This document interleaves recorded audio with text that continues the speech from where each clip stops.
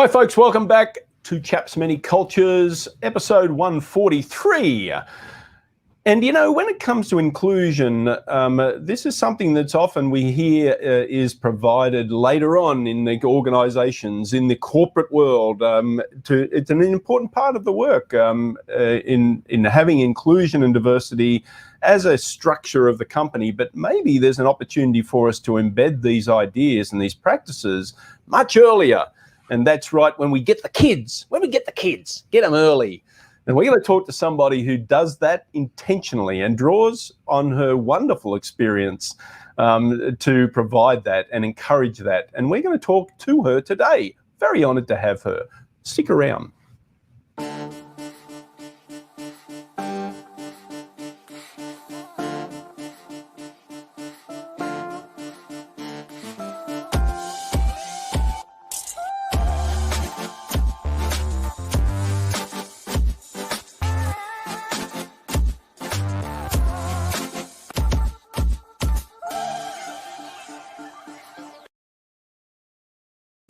Yes, welcome back to the show of the business of culture and the culture of business, where we give you the tips and tools, basically to be your very best self on the global stage. You know, welcome. Yeah, welcome. It's hump day. It's Wednesday.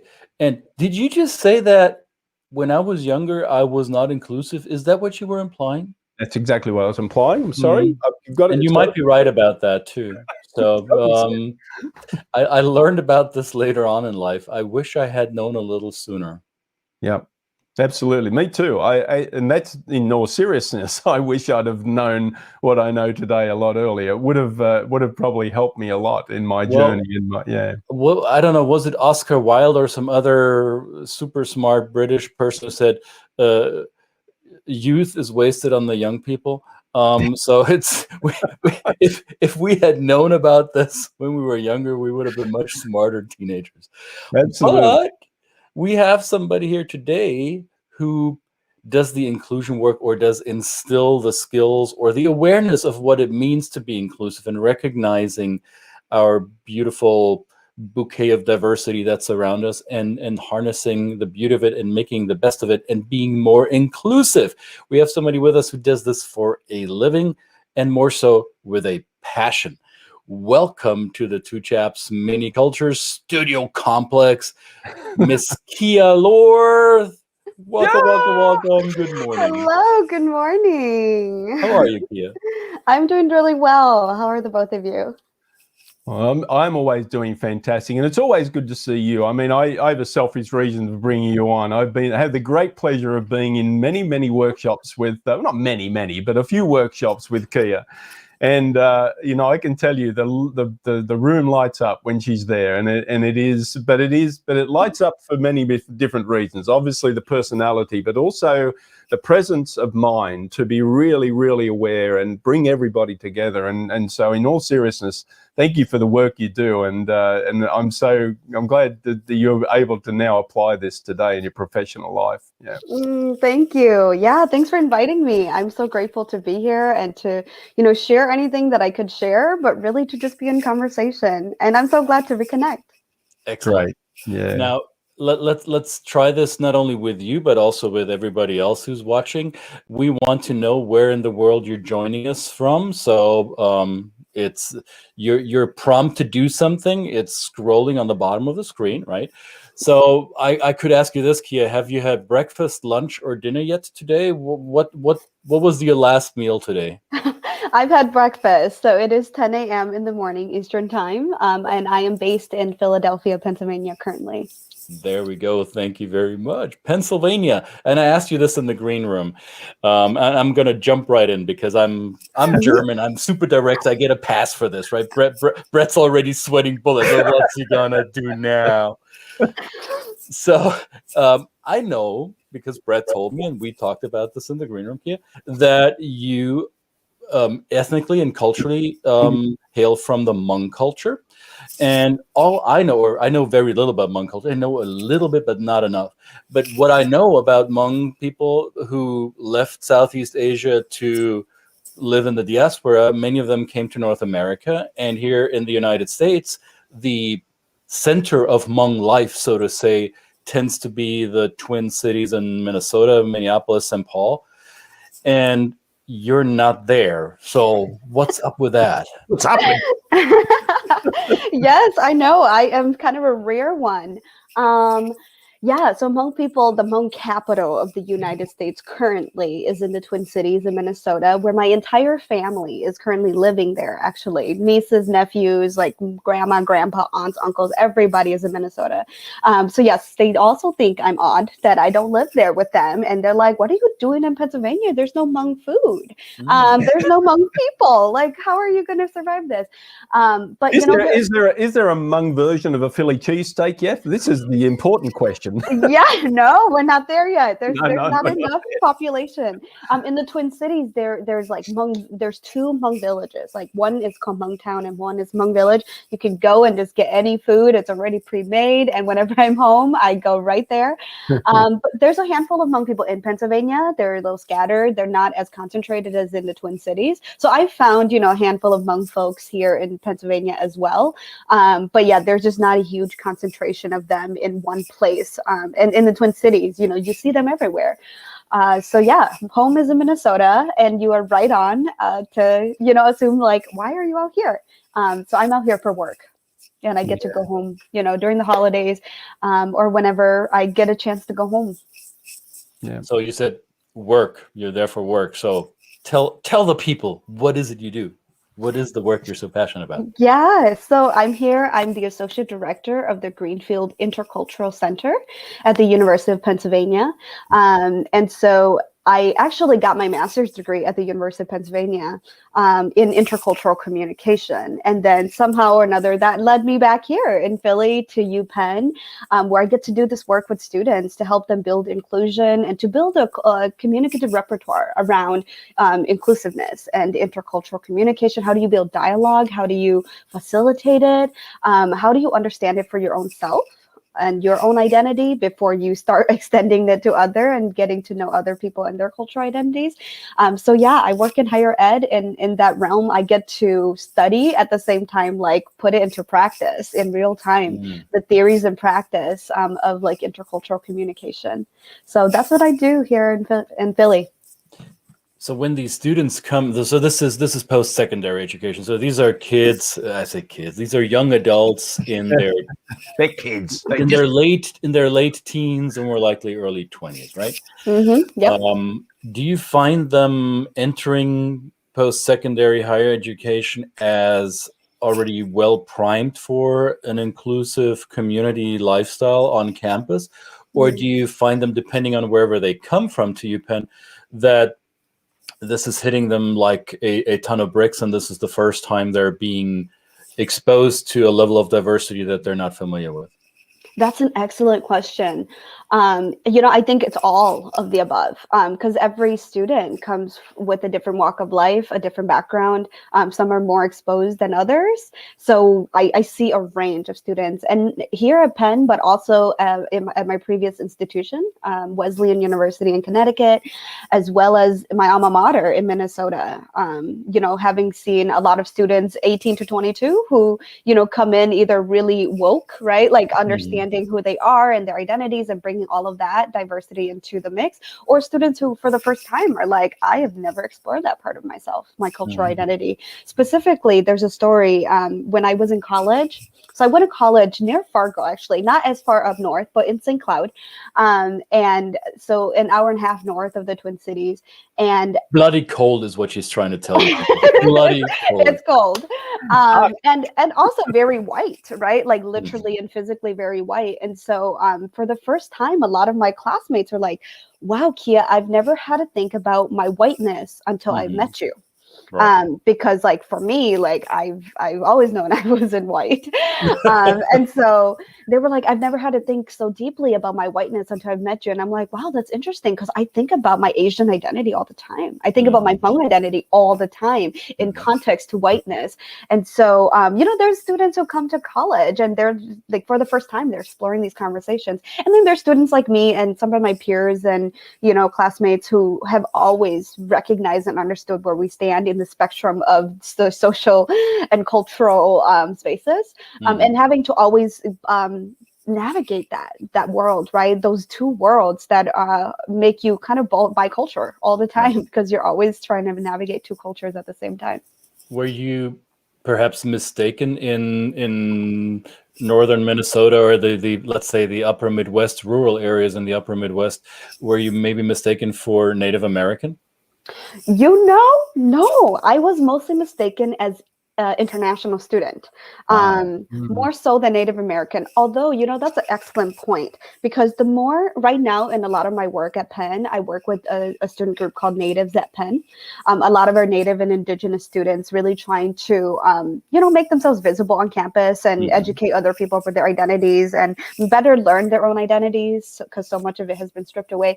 So I work with the student group, and the more I learn about Native culture, I'm like, as a Hmong person, I identify more with the Native Indigenous people than I do with the Asian American community, just based on the fact that Hmong people don't have a country. We're nomads, right? Like our country, we know how to adapt really well when we get to different parts of the world. The Hmong diaspora is all over the world after Southeast Asia, right? Like there's a handful of Hmong people in Australia, in France, in French Guiana, in the United States and Canada. And so, we're such an adaptive people at the same time, just very spiritual, very grounded. And that was really similar to a lot of the things that I'm learning about Native culture and, spirituality and shamanism and all of that. I'm like, I feel like I'm more Native than I am Asian American. So the shared experience is that of being deprived of land that you can call your own, and being forced by your environment to adapt and adjust quickly. That's the common experience, right? Yeah. And just kind of being, a people where we are the collateral damage of a lot of power hungry cultures and power hungry nations, right? The Hmong people coming from Southeast Asia, we lived in Southeast Asia for a very, very long time, up until the Vietnam War, where the Hmong people were, the United States somehow found the Hmong people with all of the colonization that the French had in Laos. And they found these hill people in the hills of Southeast Asia that they recruited to be a part of the war, to fight for democracy and to fight for American interests. And so Hmong people for a very long time lived in Southeast Asia, didn't even know how to drive cars, didn't have, things like currency. Everything was traded in stocks and in like livestock. And so when the Hmong people were recruited by the United States to be part of the secret war, the CIA secret war, as they call it, the Hmong people fought against communism. And part of the perk was that, you're being protected by the most powerful nation in the world, the United States. That's why there's so many Hmong now living in the U.S. as their diaspora destination, so to say. Yes. For those people that are watching and thinking, Hmong, what is she talking about? Because this would have been me like 3-4 years ago.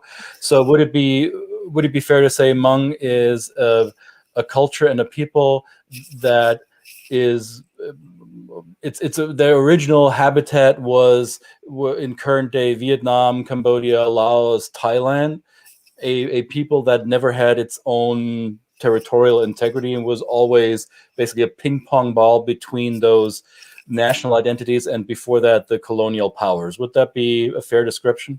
Yeah. Wow. Well put. Okay, good. Well put.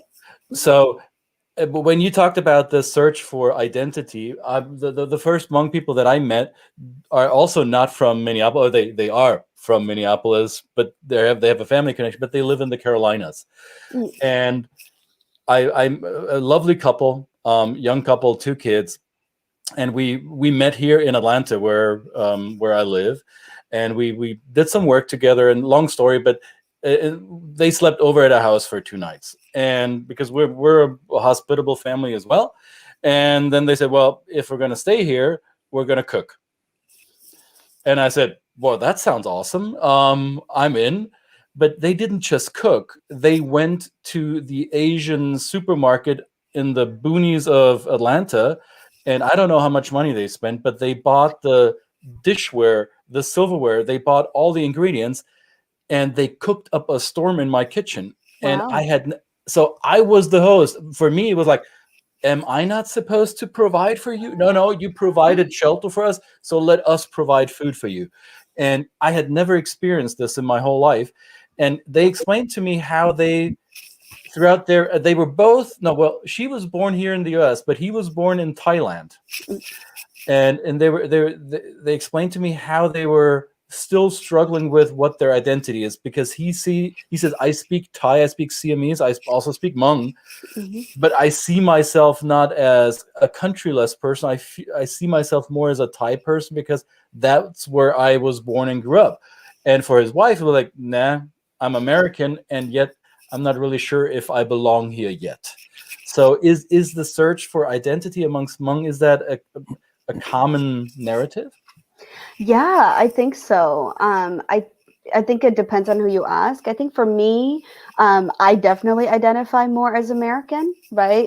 Because that's where I spent the majority of my life. I was born in Thailand as well, in a refugee camp. But if people were to ask me if I identified as Thai, I can't say yes, because I don't know the culture. I don't know the language. I don't know the history in the same way that I know the US's culture and history, and is a part of that that's embedded into my own identity. But I would say, like, for people like my mom, who grew up in Laos and then spent a majority of her time in Thailand during the transition, the refugee camps, and then living the later parts of her life in the United States, there is a hunger for a homeland. There is a hunger for, going back to the homeland. For her, it's Laos. Even though, nationwide, or as a nation, we don't have a Hmong land, right? Or a Hmong country that we could call our own. A lot of people refer back to the Hmong land as China, Southwest China, before it was China, in a long time ago. And so that's kind of where the Hmong people would identify as the ancestral land. But, because we don't have a country of our own, at least politically, home is wherever you make that space for yourself. And for me, then, I have multiple homes. I have multiple spaces where I call, where I belong. And that's okay that I don't have one place where I am this person or this nation, or that is the plot of land I go back to. I'm able to weave and navigate and adapt into different spaces quickly. And this would be a great insight. And when we're talking with third culture kids, this is often we're explaining to them. We work with adults that grew up as third culture kids that don't even know they're third culture kids. And when we identify the type, we suggest that we're not explicitly saying this is how you feel. We're saying, do you feel this way? Do you feel this connection? And I found personally, working with third culture kids, that they do identify, obviously not with a country. They've got parents from different countries, but they identify with the idea of that shared identity from different countries. Find a community of people that they connect with that have that common experience. So I think do you find that drawing on that, on your experience growing up with that identity, that you find yourself, the students that work with you must find that fascinating to be able to draw and learn from you how to navigate that? Because you said you're comfortable navigating it, but sometimes it's not comfortable. It's actually very discombobulating for people to have to navigate that. So in your support work, you find you're encouraging it in a very positive way? Yeah. Yeah, no, that's an excellent question. I'm so grateful that I get to work with the 18 to 22-year-old students who are kind of at the phases of their adulthood where they're discovering all of that, right? Yeah. And so there are students where they are bicultural, right, or biracial, and they come into college and they want to explore one more than the other. Either their Black side, their white side, their Native side, whatever it is.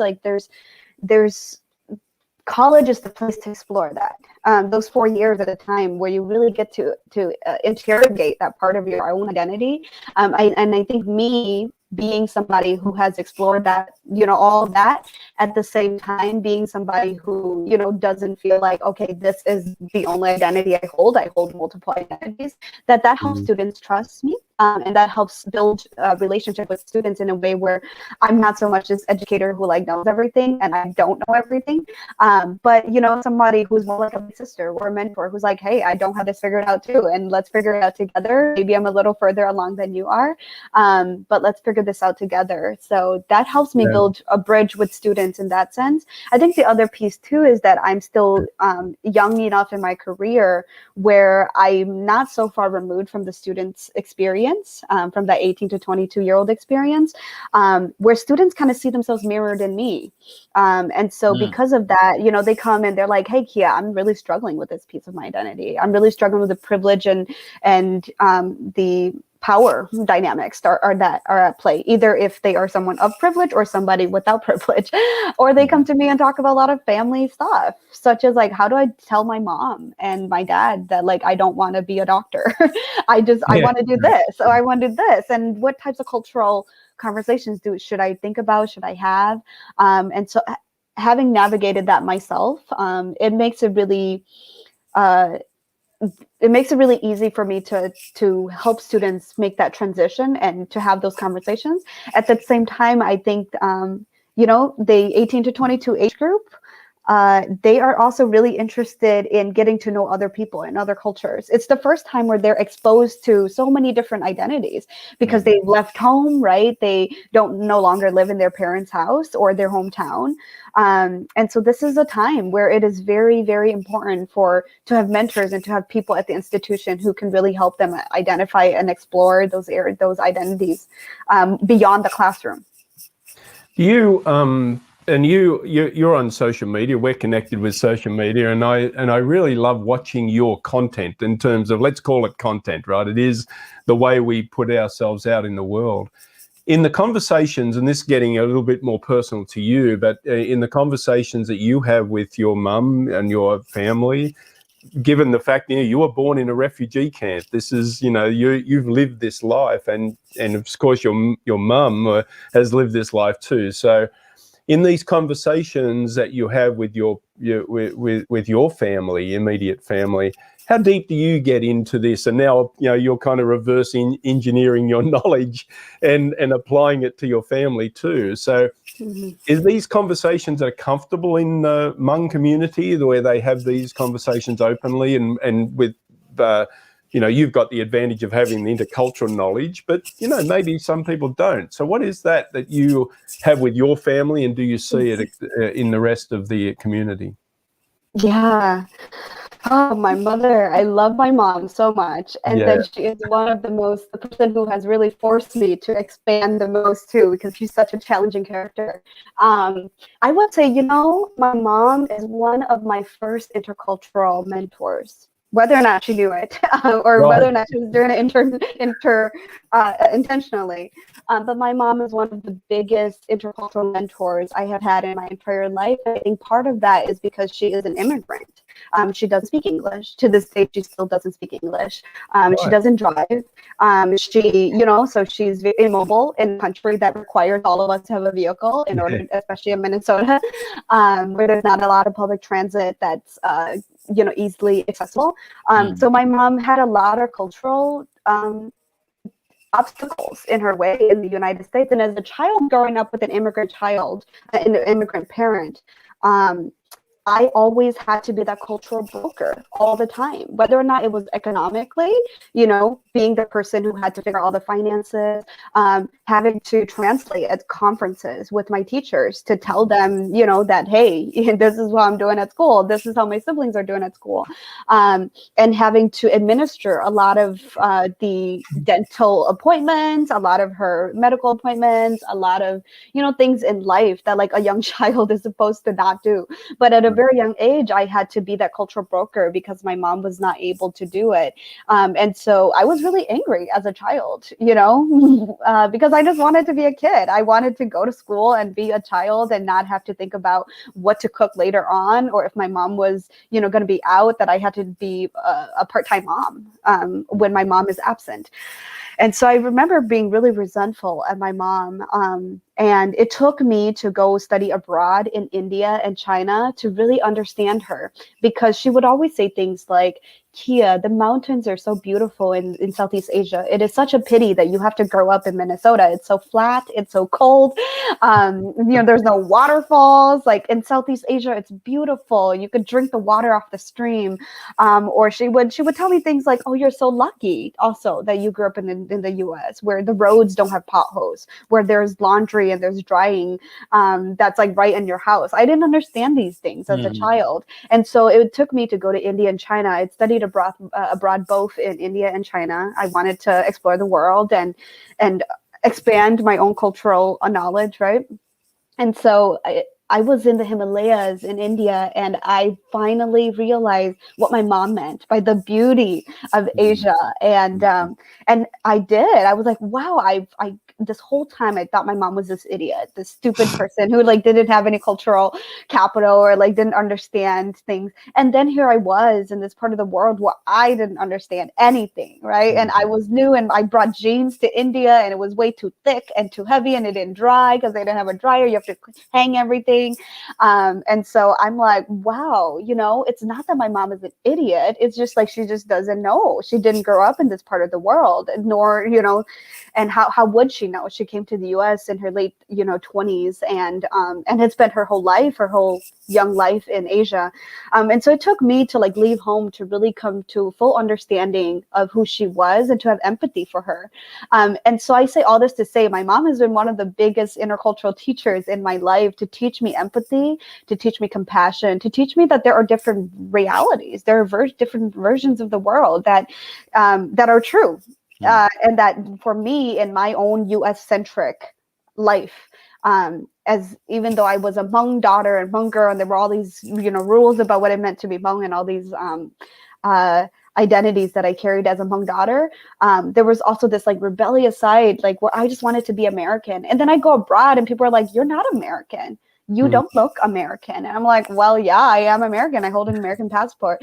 I remember specifically in China, they all just thought that I was the tour guide because I was the only Asian person in the entire study abroad group. So they just thought I was the tour guide and I was supposed to know the language. I did not know Chinese. I should have. If I was going to go to China, I should have learned some Chinese. But yeah, the assumption was just like, oh, okay, you're the Asian one, you're the translator, you're the tour guide, so we're going to talk to you. And there was this other guy, this white kid who like had 6 years of Chinese, was fluent, and like knew what was happening. And they weren't talking to him, they were talking to me, and I would be like, "听不懂," like I don't know, I can't understand you. And they would, there would be a lot of cognitive dissonance for people because they're like, okay, you're not American because you're not white, but then you're definitely not Chinese because you don't speak Chinese and we don't claim you. And so what are you? So there's definitely a lot of those things that I had to face abroad, that because of my mom and my relationship to my mom, that has really taught me to be more inclusive and to think about, how different people can have different identities and different belief systems. That helped me to kind of be more empathetic and understanding that, like, okay, yeah, like this person has never met somebody like me and they're confused, and it's okay. I just need to take a step back and educate them in any way that I know how. So that's kind of my history and background with my mom and my family. But what's interesting is that now in the workforce, right, where I get to work in higher ed in spaces where, one, not a lot of people know but Hmong people, but two, there is all of this talk about inclusion and intercultural communication and how do you communicate across different communication styles.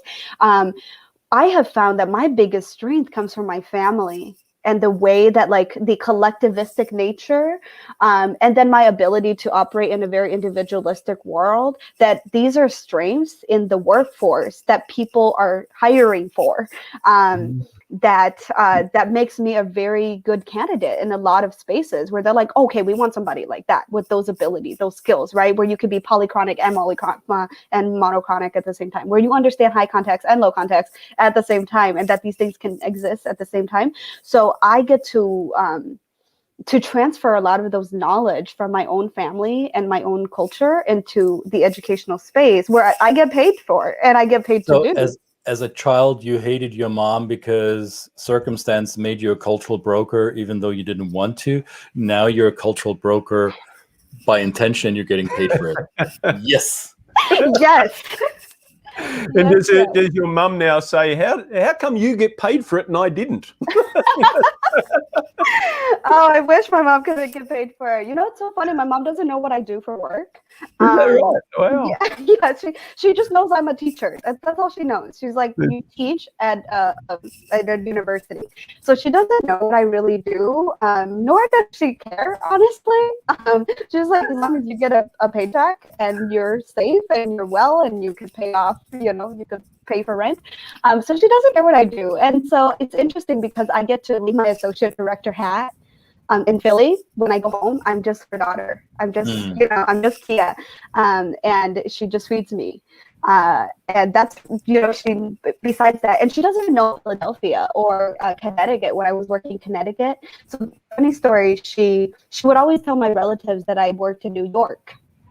Because I didn't know how to work in New York. Because she can't pronounce Connecticut or Philadelphia or Pennsylvania. Like, these are really long words.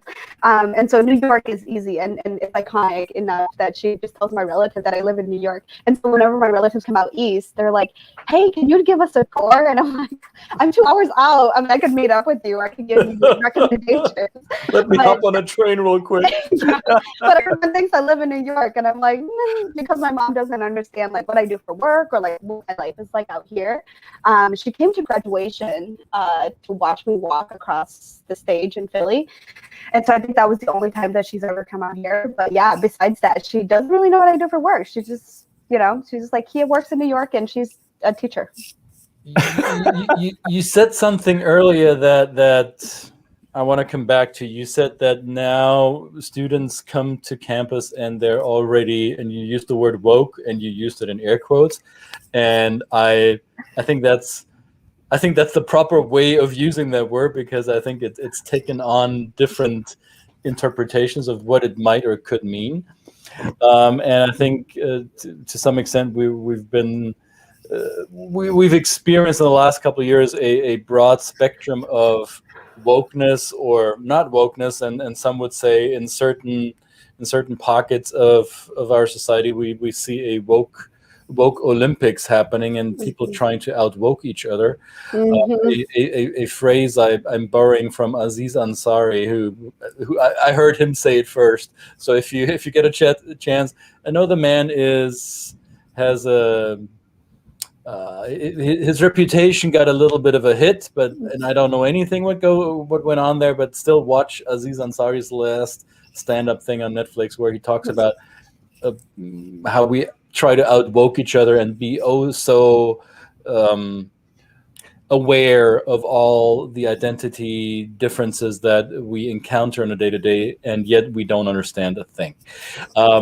So do you find in your context, in a university campus context, that there are different camps, the woke camp and the part of the student population who rejects that kind of idea? Do you get pushback as well for your work? Yes, excellent question. And yeah, I think especially within the last 4 years and the politics that's been happening in the US and just all sorts of spectrum. The work that I do at the Greenfield Intercultural Center pulls from both. And I think it's important to pull from both, right? To still have a sense of social justice orientation to deal with all of the isms, that's happening in our country. And then at the same time to give them tools instead of just like critiquing, criticizing, and always like trying to outwoke each other.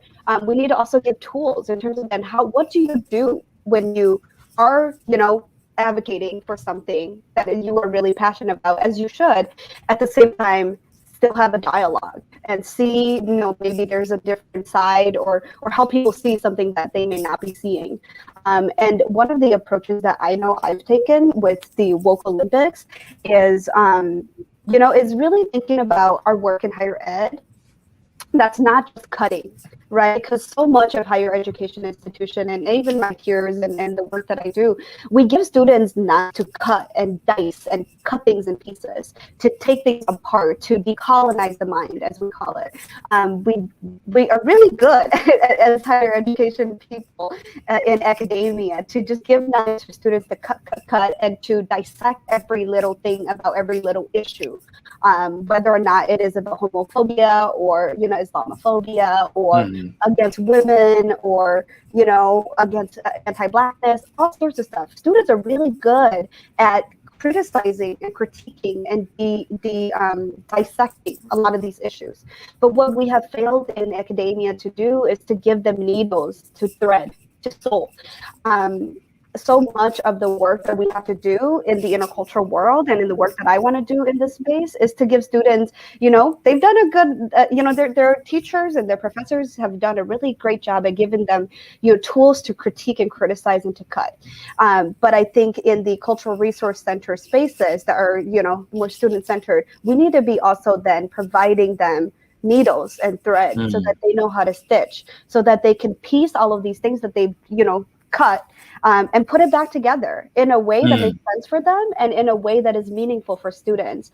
I know for me, for example, specifically in college, I was angry a lot and was one of these very woke social justice warriors who wanted to dismantle the system that of oppression that white people had, that all the superiority and all the white privilege that I lacked as an Asian person, as a Hmong person, and as a low income, as a poor kid who grew up in single parent and welfare.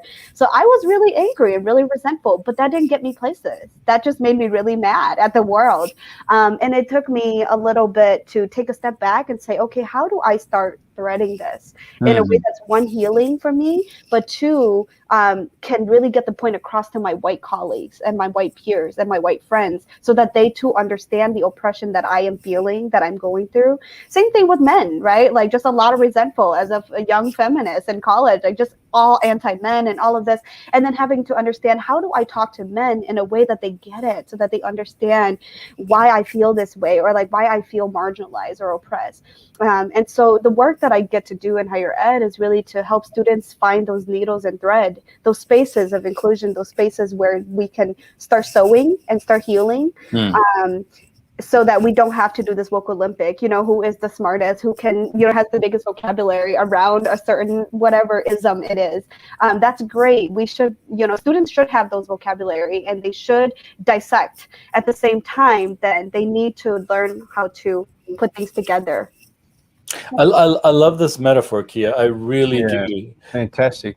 Sewing, stitching it together instead of cutting it up into into ever more small pieces and fragments. I love it. I haven't heard it put that way, and this really resonates with me.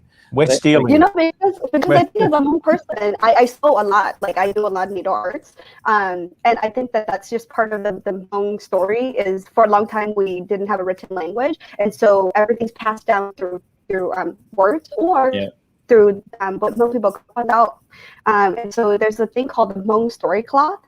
There's no Hmong book or history, but there's this beautiful story cloth that tells a story, and it's all needle arts.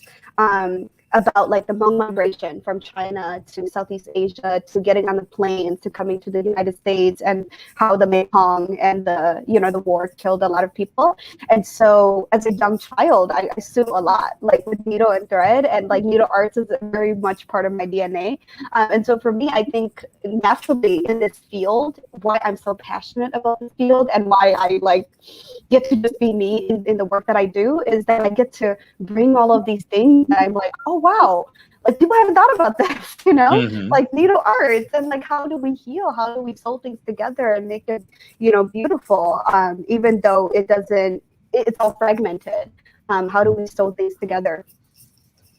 Well, we're spinning a great yarn, and we have a common thread here. I love that we're going to build on this metaphor. I'm liking it. All right. Now, before we let you go, Kia, you need to introduce us to your studio setting, because I think you're the first You're the first guest on this program who is joining us from the Arboretum of the university campus, or I don't know, is it the Botanical Gardens of? Um, where are we? This is lovely. I love the setting. Yes, I thank you for asking. Yes, so this is my, my humble home, with all my plants. In quarantine, I have been just, working from home, and the only interactions I've really had is with my plants. And so these are all my friends. I am a plant mom. There is such a thing. And so they all have names, all my plants. So this is Manao, my lemon tree. This is Majesty, my Majesty palm. This is Anjoa, my dumb cane. I also have Peace over here. That's my Peace lily. And then a bunch more like behind me. And so, yeah, these are my friends. And today is Water Me Wednesday. So I will be watering them in a bit. But yeah, this is my little house with all my friends and my plants that I get to talk to every day and get to hang out with. And fantastic. Do they talk back, or would that be a step too far? I don't know. No, they don't talk back, but they grow. They grow when you are good to. I think have you heard of this thing called like water has memory? I heard of it. Yep. Right, and that translates into so many other things. Like plants have memory, and like things have energy, and because of that, the energy that you give to it, they bloom and they grow. And so I think they did studies once. I remember reading about this, that they did a lab experiment talking to the same type of plant with the same type of nutrition, talking to a plant in a derogatory, malicious way and in a supportive way, and the plant that was talked to in a positive way grew faster and blossomed, and the other one did. Yes, exactly. I mean, you can do the studies with like apples, with bananas, with like anything, really. And it is true, the type of energy that we put out into the world breeds more of that energy. And then the more negativity that we bring into the world, then it breeds more negativity. So I hope that, I know that especially this past year with all the elections and stuff like that, a lot of people have, a lot of feelings about it. And I'm just trying my best to, breed in positive energy into the world through social media, through these types of conversations, through the work that I do with students. How can we water more of our students and make sure that they too are multiplying good, positive energy in the world? Yeah, well, I can recommend anybody who wants to connect with Kia. It is a visual experience. You do a wonderful job of curating, but not just for the attention, right? It is a true experience to watch the way, again, as I said at the start of this episode, I've always been very honored to be in the same room as you, and I guess social media gives everybody the chance to do that for you. But you do bring a very different presence to your existence on this platform, and I think it's probably something we could all learn from. I mean, I'm the first to admit I fall into the negative side of it sometimes, and it's always great to scroll through and say, "Oh, there's Kia." I can pretty much say I know who put this post up as soon as I see the photo. It's wonderful. It is. You are a very special person, Kia. I mean that in all sincerity, and anybody who gets to be taught by you in New York is very fortunate. It's very great. Thank you so much. It's wonderful. Yeah, thank you. Thank you so much. Yeah. Thanks for joining us, Kia. Yes. And here's a quick reminder before we all send you off into your day. Later on today at 1 p.m. Eastern Time, or at 7 p.m. in Central Europe, or at 10 a.m. over at the West Coast, join Brett and I on Clubhouse, the new cool kids app. You need to be on the phone and stuff. We don't know how to use it yet, but we'll figure it out today. So join us for a cultural town hall, or I don't know what we're calling it. We're going to chat, right? And it's going to be open. So if you feel like hopping in, we might actually give you a mic and you'll have to say something. And the good thing is, for those of you who are scared about being on camera, you won't have to even wear pants, so you can do it.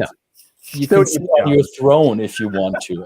We don't care how you join us. So Clubhouse at 1 Eastern, 10 Pacific.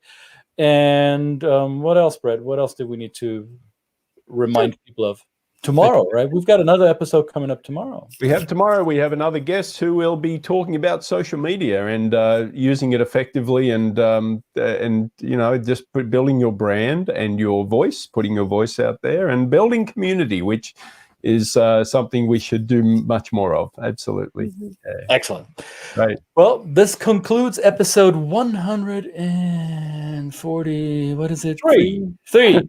Remember, people, it is Water Me Wednesday. If you have potted plants in your vicinity, check the humidity level in the soil. You may have to add some water, and be nice to your plants. They'll reward you with growth. Kia, thank you very much for joining us today. And we're out for now. To Chaps Many Cultures. See you back tomorrow. Bye. Bye. Bye. Thank you.